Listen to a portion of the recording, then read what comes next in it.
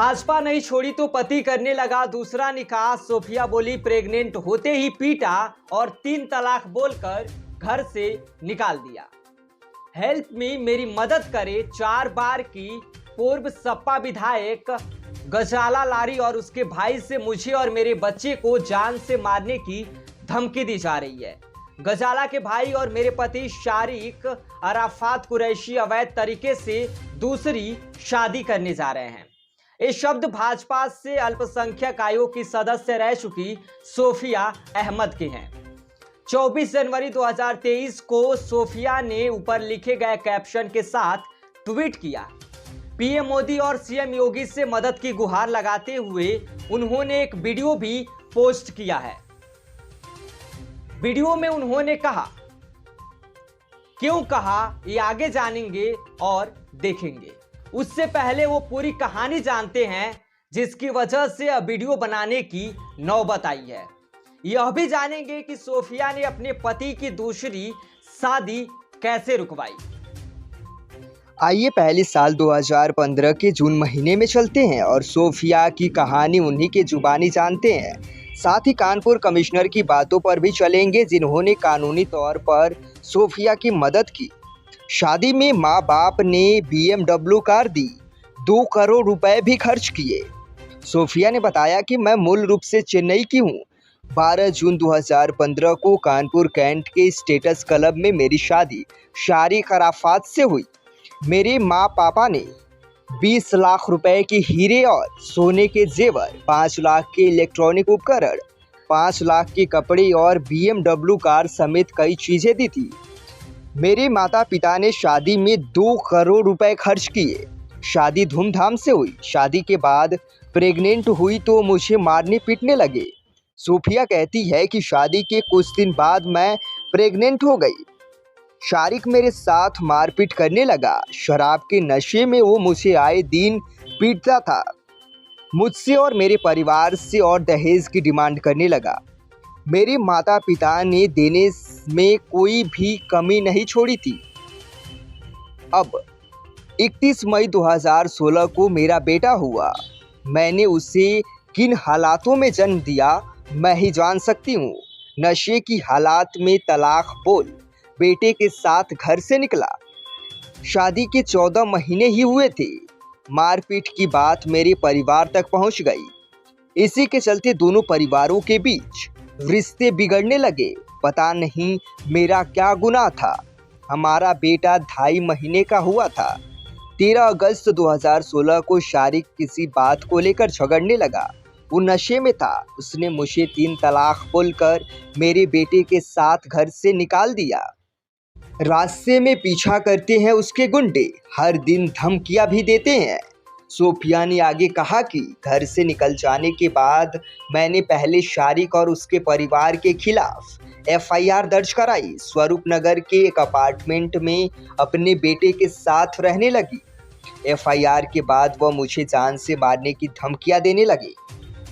उसके गुंडे जगह जगह मेरा पीछा करने लगे, मेरी गाड़ी रोकने लगे। कई बार तो उसने मेरे अपार्टमेंट के नीचे आकर गाली गलौज की, हंगामा भी किया। फैमिली कोर्ट में रुखसती का केस कर वापस घर बुलाया। कानपुर ADG से मेरी शिकायत के बाद 27 अगस्त 2016 को यानी घर से निकालने के 16 दिन बाद ही शारिक ने फैमिली कोर्ट में रुखसती का आवेदन देकर मुझे घर ले जाने की बात कही। उस आवेदन में मुझ पर कई तरह के आरोप भी लगाए। फैमिली कोर्ट में हमारी बातचीत होती रही। साल 2018 के आखिर तक मैं फिर से इनके घर आने जाने लगी। साल 2021 तक हम हस्बैंड वाइफ की तरह रहे। माँ की मौत के बाद कहा भाजपा छोड़ो और घर नाम करो। सोफिया ने आगे कहा कि 2021 में मेरी माँ की डेथ हो गई। फिर मैंने शारिक से कहा कि मुझ पर परमानेंट कब बुलाया जाएगा। शारिक और उसके परिवार ने मुझे से कहा कि इसके लिए तुम्हें भाजपा और उसकी विचारधारा छोड़नी पड़ेगी।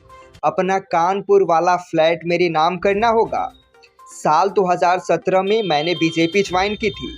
साल 2018 से 2021 तक मैं मॉनिटरिंग कमीशन की सदस्य भी रही। शारिक अराफात की बहन गजारा लारी बसपा और सपा पार्टी से 4 बार विधायक रह चुकी है। उनका बड़ा रसूख है, वो मुझे भी अपनी विचारधारा के साथ जोड़ना चाहते थे, जो मुझे कतई मंजूर नहीं थी। उसके दूसरे निकाह का कार्ड देखा तो मेरे होश उड़ गए। फिर साल 2021 से अभी तक धमकियों का सिलसिला जारी है। मुझे शौक तो तब लगा जब मैंने शारी की दूसरी शादी का कार्ड देखा। कार्ड में शारी की शादी की डेट 27 जनवरी 2023 लिखी हुई थी। कानूनी तौर पर बिना तलाक दिए वो शादी कैसे कर सकता था? हाँ, उसने मुझे अगस्त 2016 में तलाक बोला था। तब देश में 3 तलाक के खिलाफ कोई कानून नहीं आया था, लेकिन इसके 14 दिन बाद ही उसने फैमिली कोर्ट में मुझे वापस घर ले जाने का एप्लीकेशन दिया था। फिर मैं उसके साथ रही भी। तो ये कानूनी तलाक कैसे हुआ? इस्लाम में बिना तलाक दूसरी औरतें से शादी नहीं कर सकती। लेकिन वो सोफिया कहती है कि दूसरी शादी की जानकारी लगते ही मैं कानपुर कमिश्नर BP जोगदंड के पास गई, उनसे शिकायत की। उन्होंने कहा कि शारिक इस्लाम के मुताबिक दूसरी शादी कर रहा है। जब उसने तलाक दिया था तब ट्रिपल तलाक के खिलाफ कोई कानून नहीं आया था। तुम मौलानाओं से लिखवा कर लाओ, ये शादी इस्लाम के खिलाफ है। सोफिया ने आगे कहा कि कमिश्नर की बात सुन मैं 2 अलग अलग मौलानाओं के पास गई। मौलानाओं को दस्तावेज के साथ पूरी बात बताई। लखनऊ के मौलाना मसूद हसन हसनी और फ़कत वलाहु आलम ने कुरान के मुताबिक नाजायज़ ठहराते हुए फतवा जारी किया। उन्होंने लिखा, इस्लाम के मुताबिक एक पुरुष 4 तक शादियां कर सकता है, लेकिन उसे जब चारों बीवियों और बच्चों की जिम्मेदारी उठानी होगी। वो दूसरा निकाह तब तक नहीं कर सकता जब तक उसकी पहली बीवी से पूरा मसला हल ना हो जाए, उससे पूरी तरह से तलाक न ले ले। बिना इस बात की परवाह किए कोई शख्स ऐसा करता है तो गुनाहगार होगा। फतवा लेकर सोफिया फिर कमिश्नर के पास आई और पति की दूसरी शादी रुकवाने की दरख्वास्त की। सोफिया ने यह भी कहा कि वो प्राइवेटली भी किसी से शादी कर सकता है, दुबई जा सकता है। इस्लाम में बिना तलाक महिलाएं दूसरी शादी की हकदार नहीं है। सोफिया ने 27 जनवरी को शादी नहीं होने दी, अपना हक मांगा। पति शारिक के दूसरे निकाह वाले दिन सोफिया पुलिस के साथ निकाह वाली जगह पहुंची।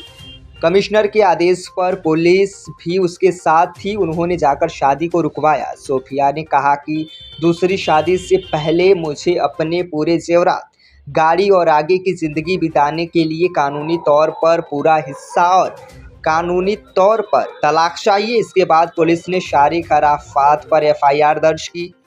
कानपुर BP जोगदंड ने कहा कि यह मामला पहले से ही कोर्ट के पास है। बीच में दूसरी शादी को लेकर सोफिया ने शिकायत दर्ज कराई थी। कानूनी तौर पर फिलहाल हमने शारिक की दूसरी शादी को रुकवा दिया है। आगे की कार्यवाही माननीय अदालत करेगी। हम कानूनी तौर पर मदद देने के लिए हमेशा तत्पर हैं। यहाँ तक हमने शुरुआत से लेकर पति की दूसरी शादी रुकवाने तक की कहानी जानी। अब शारिक अराफात के पक्ष में साधारण भाषा में 10 पॉइंट में जान लेते हैं, जो उन्होंने फैमिली कोर्ट कानपुर में रुखसती की केस दायर करते हुए 27 अगस्त 2016 को सामने रखा था। पहला, शादी के बाद मेहर की रकम 1 लाख रुपए सोफिया को उसी समय वापस दे दी थी। विदाई के दूसरे दिन ही सोफिया ने अपने मायके चली गई, फिर आती जाती रही। दूसरा, सोफिया मुझे हर दिन घुमाने ले जाने को कहती थी। मेरे काम पर आने जाने पर भी प्रतिबंध लगाती थी, विवाद करती थी। तीसरा, शादी को मैंने कोई दान दहेज नहीं लिया। विवाह के बाद मैं सोफिया को बाद उम्रा सऊदी अरब घुमाने ले गया। वहाँ की चमक धमक देख वह मुझे वहीं शिफ्ट होने की बात कहती रही। चौथा, मुझे अपना परिवार छोड़कर घर जमाई बनने को फोर्स करती थी। नहीं माना तो परिवार के साथ अभद्र व्यवहार किया। दोस्तों से बात करने तक पाबंदी लगा दी थी। सोने चांदी की मांग करती थी। पांचवा, मेरी विधायक बहन के जरिए मुझ पर ट्रांसफ़र पोस्टिंग कराने का नाजायज़ दबाव बनाती थी। कुछ तो करवाए भी हैं।